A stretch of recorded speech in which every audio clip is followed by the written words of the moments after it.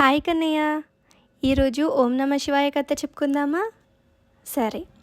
శివాయ తలపైన చందమామ ఉంటుంది, ఎప్పుడైనా చూసావా? ఆ చందమామ శివుడి తలపైన ఎందుకు ఉంటుంది మరి? ఈరోజు చెప్పుకుందామా ఎందుకుంటుందో?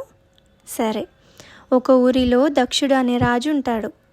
ఆ రాజు తన రాజ్యంలో ఉన్న అందరినీ చాలా బాగా చూసుకుంటాడు. తనకు చాలామంది కూతుళ్ళు ఉంటారు.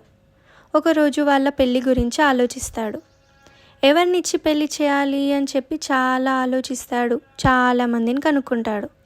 అప్పుడు దక్షుడికి చంద్రుడు అంటే చందమామ గుర్తొస్తాడు.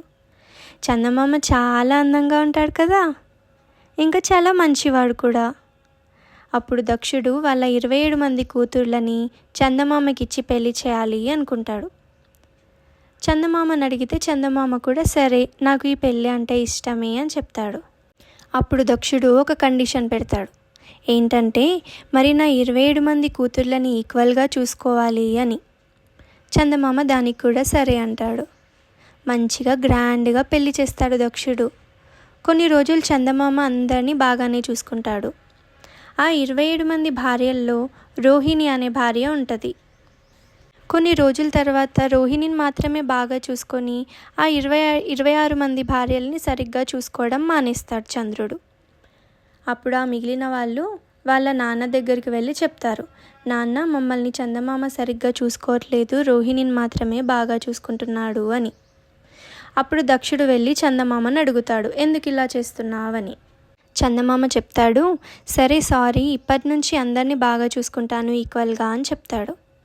కానీ కొన్ని రోజుల తర్వాత మళ్ళీ అలానే చేస్తాడు చందమామ. అప్పుడు ఇంకా దక్షుడికి చాలా కోపం వచ్చేస్తుంది. చందమామకి శాపం ఇస్తాడు. ఏంటంటే, నువ్వు మంచిగా బ్రైట్గా అందరికీ వెలుగిస్తున్నావు కదా, ఇప్పటి నుండి ఆ వెలుగు నీ నుండి రాదు, నువ్వు చీకటైపోతావని. కానీ చందమామ చీకటైపోతే మనకు చాలా కష్టమైపోతుంది కదా. మనకు నైట్ లైట్ వచ్చేది చందమామ వల్లనే కదా. మరి చందమామ లేకపోతే? అప్పుడు చందమామ చాలా భయపడతాడు. దక్షుడిని మళ్ళీ అడుగుతాడు, ఈ ఒక్కసారి ఛాన్స్ ఇవ్వండి నాకు ప్లీజ్, ఇంకోసారి అలా చేయను, అందరినీ బాగా చూసుకుంటాను అని.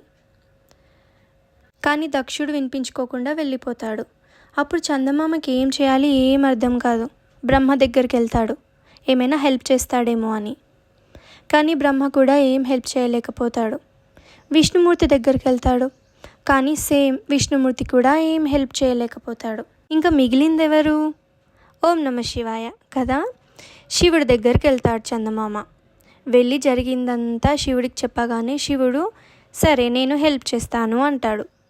మొత్తం శాపం తీసేయడం కష్టం, ఎందుకంటే నువ్వు తప్పు చేసావు కదా, అందరినీ ఈక్వల్గా చూసుకుంటా అని చెప్పి నువ్వు చూసుకోవట్లేదు.